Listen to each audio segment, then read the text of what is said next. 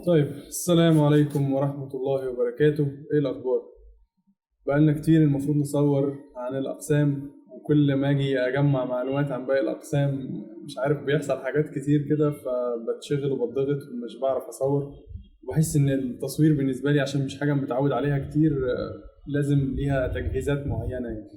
ما علينا، بغض النظر. نتكلم عن القسم اللي أنا مش محتاج إن أنا أجمع معلومات عنه، هو قسم تصميم داخلي وأساس. القسم اللي أنا قعدت فيه 4 سنين في فنون تطبيقية حلوان. القسم ده كان في سنتي كان بياخد من أعلى تنسيق، وبعده إعلان، أو هو إعلان كانوا في الصدارة، وبعد كده بيجي تصوير وباقي الأقسام. الحقيقة كان في قصة لطيفة جدا يعني، تقريبا كنت قلتها في الفيديو، آخر فيديو أنا صورته، إن أنا يعني كان في مادة شلتها في إعدادي، وبفضل الله سبحانه وتعالى لولا إن أنا شلت المادة دي ما كانش مجموعي هيزيد، لأن أنا امتحنتها سمر ودخلت ديكور. بعد كده أنا كنت عايز أخش تصميم صناعي أصلا. المهم، شاء ربنا سبحانه وتعالى ودخلت تصميم داخلي وأساس، اللي هو بيقولوا عليه ديكور يعني. انا كنت دايما بقول ان القسم ده مش اي حد ممكن يشتغل من بره، اي حد ممكن يتعلمه ويشتغل فيه، ودي حقيقه يعني، دي حقيقه، بس مش يعني مش بس على الديكور، اي حد ممكن يشتغل اي حاجه يعني، بس تتعلمها صح. ودايما كنت بقول ان السوق حكر على اللي بيجتهد. فهي مش فارقه انت متخرج من تصميم داخلي واساس، او متخرج من فنون جميله ديكور او عماره. في ناس كتير جدا مدني وشغالين في تشطيبات.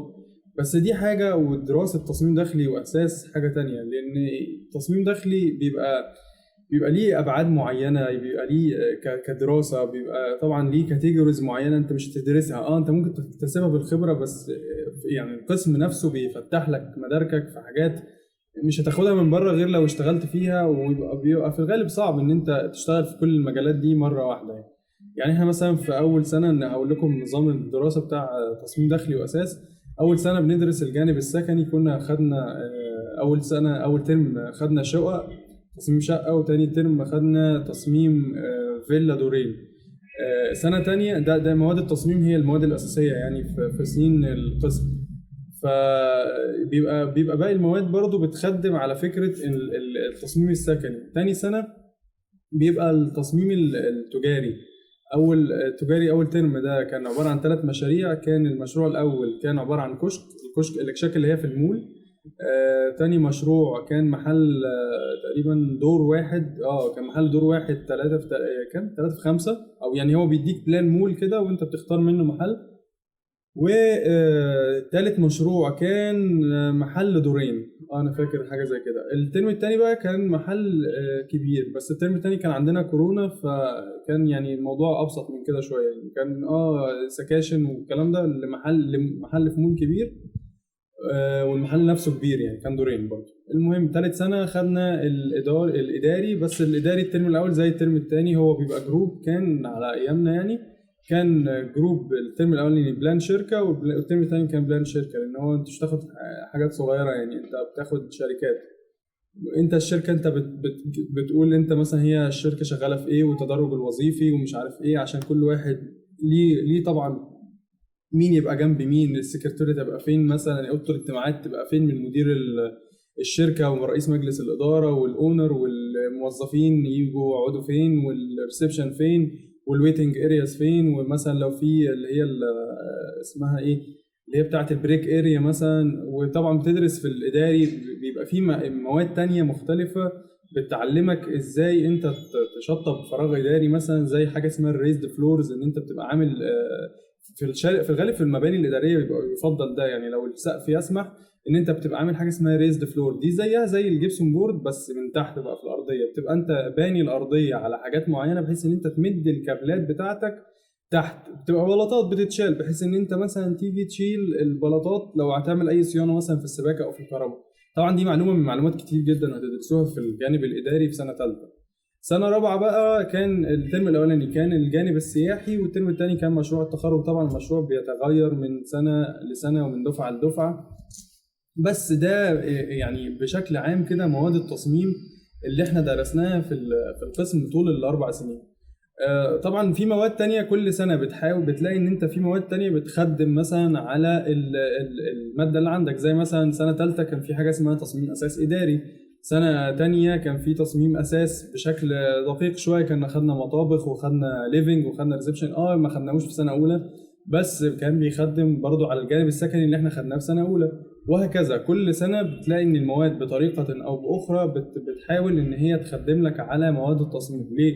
يعني انت مثلا كنا بناخد خامات، الخامات بتعرفك ايه الحاجات اللي انت لما تيجي تحطها في الديزاين، انا حاطط هنا خشب، انا حاطط هنا رخام، انا حاطط هنا بديل رخام، انا حاطط هنا بديل خشب، انا حاطط هنا جرانيت، انا حاطط هنا حجر، انا حاطط هنا جبسون بورد مثلا، وهكذا من المواد المختلفة اللي احنا كنا بندرسها يعني. تمام. من ضمن المواد الجميلة جدا اللي انا درستها واللي انا دلوقتي اتخذتها، يعني خدتها كشغل، اتخذتها كوسيله شغل، هي ماده تصميم نماذج مصغره. النماذج المصغره دي اللي هي الماكيتات مثلا ممكن تبقى القطع اساس، ممكن تبقى البوث، ممكن تبقى البلان شقه كامله. فكل قطع الاساس دي مثلا ممكن تبقى المكن، يعني انا في اقسام تانية بيطلبوا طبعا المكن مش في الحاجات دي، وانا يعني متهيألي لما اجي امنتج ان شاء الله الفيديو ده يبقى فيه الصور بتاعت الشغل اللي انا بعملها، مثلا اللي انا عملته السنين اللي فاتت، العربيات مثلا اللي هي العربيات التجاريه اللي انتوا هتاخدوها برضو في سنه تانية الترم الثاني.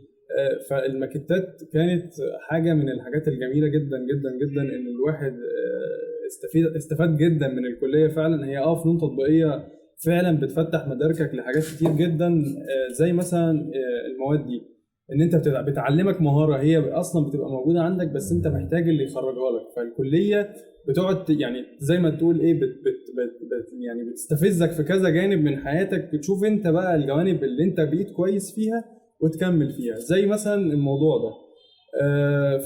ففعلا من الحاجات الجميله، يعني انا كنت عامل حاجه اسمها ميني سكيل قبل كده، دي كانت صفحه ليا كنت من خلالها بقدم السيرفيس دي، كانت شركه مع حد تاني، بس ما اتفقناش، وكل واحد يعني صفينا الشركه دي، او كانت حاجه اونلاين يعني كانتش حاجه كبيره يعني.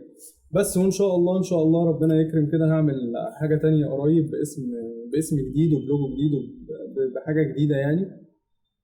فان شاء الله يعني يمكن لما يكون الفيديو ده اتعمل له ابلود احط اللينك بتاعها في الديسكربشن ان شاء الله يعني. بس وده يعني الحمد لله يعني كانت من الحاجات الحلوه اللي بقالي 4 سنين تقريبا شغال فيها، وانا دلوقتي اتخرجت مثلا والحمد لله لسه شغال في الموضوع. طيب اثناء الدراسه انت المفروض تعمل ايه؟ المفروض تحسن نفسك جدا جدا جدا في السوفت وير، يعني لازم ان انت الاوتوكاد ده بالنسبه لي كان دراع اليمين، اوتوكاد والفوتوشوب والالستريتور من اهم البرامج اللي انت لازم تتعلمها كابتداء يعني. بعد كده ال 3 دي ماكس مثلا او السكتش اب معاهم الفي راي او الكورونا، يعني انا نفسي شغال 3 دي ماكس وفي راي. تمام. مهم ان انت تتقن السوفت ويرز، وفي نفس الوقت ما تهملش التكنيكاليتيز، وان انت تنزل تتعامل وتشتغل في اللي انت في الحاجات اللي انت بتصممها. يعني انا مثلا بفضل الله سبحانه وتعالى بعد ما دخلت القسم ودخلت تخصصي ربنا شاء واشتغلت في مكتب كويس في المحافظه اللي انا منها، لان انا مش من القاهره. اتدربت، كنت في الاول تدريب وبعد كده بقيت بشتغل، بنزل في الاجازات مثلا، وكل مثلا اثناء الدراسه لما بنزل كنت بتدرب. فده طبعا فرق معايا جدا جدا جدا، ان انا من سنه اولى وانا شغال، فيعني انا عارف معلومات كتير جدا في التنفيذ مثلا ريحتني بعد كده في التصميم. ليه؟ لان انا ببقى عارف انا هستخدم خامه ايه مثلا هنا، وهستخدم خامه ايه هنا، والسبوتات توزيعتها مثلا كذا، مش عارف الماتيريال دي المفروض انا هنفذها وايه البدايل بتاعتها. فكل ده طبعا ان انت تبقى بتتعامل مع التنفيذ ومع يعني كديزاين كتكنيكاليتيز بالتوازي، ده هيفرق معاك قوي قوي، يعني ان انت هتحاول ان انت تربط الحاجات دايما ببعض. انا عايز اعمل ده، انا عايز اعمل ده، طب ايه البدايل في الواقع، طب ايه الاسعار، طب ايه الدنيا كده يعني. المهم من ضمن الحاجات اللي انا اشتغلت فيها كان طبعا زي ما انا قلت الماكيتات، برضو كانت بالتوازي مع التشطيبات ومع الدراسه. اي نعم انا كنت شويه مهمل السوفت ويرز بالذات 3 دي ماكس مثلا اثناء فتره الدراسه، بس يعني سهل ان انت تستدركه، بس برضو ما تستناش، لان انت بعد التخرج لما تيجي تشتغل مش هتلاقي وقت قوي زي اثناء الكليه يعني. الكليه فعلا فيها ميزه ان انت عندك وقت كبير جدا جدا جدا لو انت عرفت تظبط امورك في المواد. طبعا ده حاجه بيبقى صعبه انا عارف، بس لو عرفت ان انت الماده اللي انت بتدرسها تجيب اخرها، بحيث ان دي تبقى بس مش مجرد ماده انت بتسلم لها، انت دي مهاره بقت عندك، الموضوع هيبقى حلو. يعني الموضوع ان انت بتبني حاجه فوق حاجه فوق حاجه، فهتلاقي عندك خبرات. يعني حاول تبقى محسن في المواد اللي عندك. ليه؟ لان انت الموضوع هتشتغل بيه بعد كده. زي مثلا ماده الماكيتات اللي انا كنت بقول لك عليها دي مثلا كانت ماده عاديه، في ناس كتير منها مثلا خدتها ومش احسن حاجه فيها دلوقتي، بس انت لما تيجي تجيب اخرها وبعد كده تبقى مثلا بتقدم خدماتك فيها وتشتغل فيها، فالموضوع هتلاقيه فارق جدا جدا جدا. ده بشكل عام قسم تصميم داخلي واساس. ان شاء الله ان شاء الله قريب هنعمل باقي الاقسام ان شاء الله. احاول ما اطولش عليكم. انا حاولت ان انا اعمل حاجه في المنطقه اللي انا ساكن فيها دلوقتي في القاهره، لان انا دلوقتي شغلي في القاهره. فيعني حاولت ان انا اعمل باك جراوند مختلف عن الباك جراوند اللي كنت بستخدمها في البيت عندي، بحيث ان هي تبقى منوره اكتر وكده. يعني اهو بنحاول ان احنا نحسن على قد ما نقدر وبالامكانيات اللي في ايدينا يعني. وان شاء الله ان شاء الله يعني جوده الكونتنت والفتره الزمنيه ان شاء الله تبقى احسن من كده. ولسه طبعا في تظبيطات كتيره محتاج ان انا اظبطها، بس يعني جاست دو على راي احمد ابو زيد، يعني اللي هو لازم انت تبدا ان انت تعمل الحاجه، مش كل شويه. انا عندي عقده البرفكشنزم دي رهيبه، اللي هو ان انا عايز الحاجه تبقى كامله وان الوقت لازم يبقى مش عارف ايه. ده اللي اصلا بيعطلني، وده اصلا من الشيطان يعني. فنسال الله الاخلاص ونستعيذ بالله من الشيطان الرجيم كده. وان شاء الله اشوفكم على خير في فيديو جاي قريب باذن الله. والسلام عليكم ورحمه الله وبركاته.